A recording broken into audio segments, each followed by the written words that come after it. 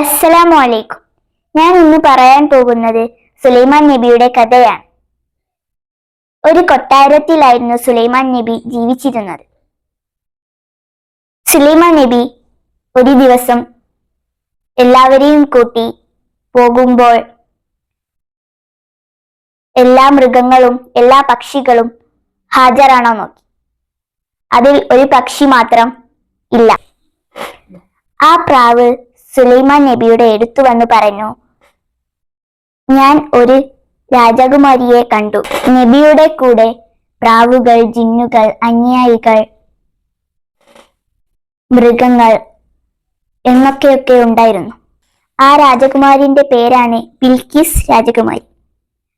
ആ ബിൽക്കിസ് രാജകുമാരി അള്ളാഹുവിനെ ആരാധിക്കുകയില്ല, സൂര്യനെ മാത്രമേ ആരാധിക്കുകയുള്ളൂ. അത് കേട്ട സുലൈമാൻ നബിക്ക് പ്രാവിനോടുള്ള ദേഷ്യം കുറഞ്ഞു. അപ്പോൾ സുലൈമാൻ നബി ഒരു കത്ത് അയച്ചു കൊടുത്തു. അപ്പം ആ പ്രാവ് രാജകുമാരിയുടെ മുമ്പിൽ കൊണ്ടുപോയിട്ടു. ആ കത്ത് വായിച്ച രാജകുമാരിക്ക് മനസ്സിലായി ഇതിൽ സുലൈമാൻ നബി എഴുത കത്താണ്. അതിൽ എഴുതിയിട്ടുണ്ടായിരുന്നത്, നീ സൂര്യനെ ആരാധിക്കുന്നത് നിർത്തുക, അള്ളാഹുവിനെ ആരാധിക്കുക, അല്ലെ നിന്റെ കൊട്ടാരം ഞാൻ നശിപ്പിക്കുമെന്ന് പറഞ്ഞു. രാജകുമാരിയുടെ അനുയായികളെയും കൂട്ടി പറഞ്ഞു, ഈ ഒരു കത്ത് എനിക്ക് സുലൈമാൻ നബി അയച്ചതാണ്, നമുക്ക് അവരിലും കൂടി യുദ്ധമൊന്നും ചെയ്യേണ്ട എന്ന് പറഞ്ഞു. അപ്പം രാജകുമാരി പറഞ്ഞു, നിങ്ങൾ സുലൈമാൻ നബിയുടെ അടുത്തേക്ക് പോകുക പറഞ്ഞു. അപ്പൊ സുലൈമാൻ നബിയുടെ അടുത്തേക്ക് പോയപ്പോൾ സമ്മാനങ്ങളുമായിട്ടായിരുന്നു പോയിട്ടുണ്ടായിരുന്നത്. അപ്പൊ സമ്മാനങ്ങളൊന്നും എനിക്ക് വേണ്ട പറഞ്ഞ് തിരിച്ചു കൊണ്ടുപോകാൻ സുലൈമാൻ നബി പറഞ്ഞു. അവൾ കണ്ടത് സുലൈമാൻ നബിയുടെ വാതിലുകളൊക്കെ സ്വർണം കൊണ്ട് നിർമ്മിച്ചതായിരുന്നു.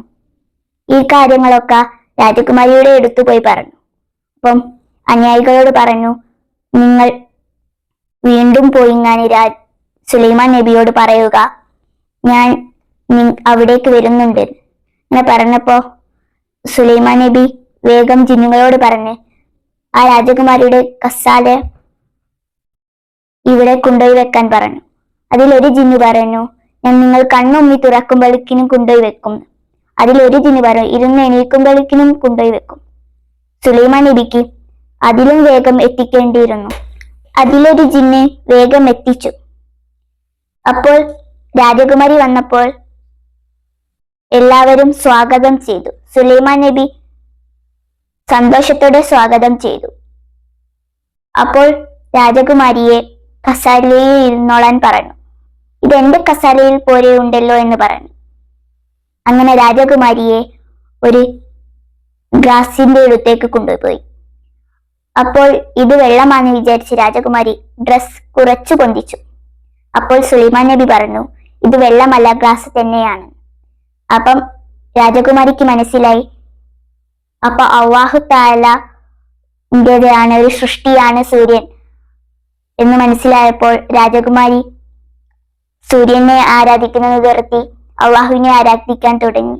അപ്പോൾ സുലൈമാൻ നബി ഒരു ദിവസം ജിന്നുകളെ കൊണ്ട് പണിയെടുപ്പിക്കുമ്പോൾ ജിന്നുകളെ നിരീക്ഷിച്ചു കൊണ്ടിരിക്കുകയായിരുന്നു. അപ്പോൾ ജിന്നുകൾക്ക് തോന്നി, സുലൈമാൻ നബി ഞങ്ങളെ നിരീക്ഷിച്ചു നിൽക്കുകയാണ് തോന്നി. അപ്പോൾ ഒരു ഉറുമ്പ് വന്ന് വടി കടിച്ച് നെലുത്തു വിൽക്കുന്നത് വരെ വടി കടിച്ച്. സുലൈമാൻ നബി ജിന്നുകളെ നോക്കിയിരിക്കുകയായിരുന്നു. ജിന്നുകൾ കുറെ കാലം ഇതുപോലെ കൊത്തിക്കൊണ്ടിരുന്നു.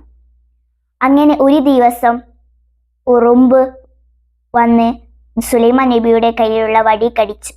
അപ്പൊ വടി വീഴുന്നത് വരെ കടിച്ചു. അപ്പൊ വീണപ്പോൾ സുലൈമാൻ നബി വടിയുടെ പരം താഴോട്ടു പോയി. അപ്പോൾ എല്ലാവർക്കും മനസ്സിലായി സുലൈമാൻ നബി എന്നോ മരിച്ചിട്ടുണ്ടായിരുന്നു. സുലൈമാൻ നബി അപ്പോൾ ഇരുന്നു കൊണ്ടാണ് വഫാത്തായത്. അസ്സലാമു അലൈക്കും.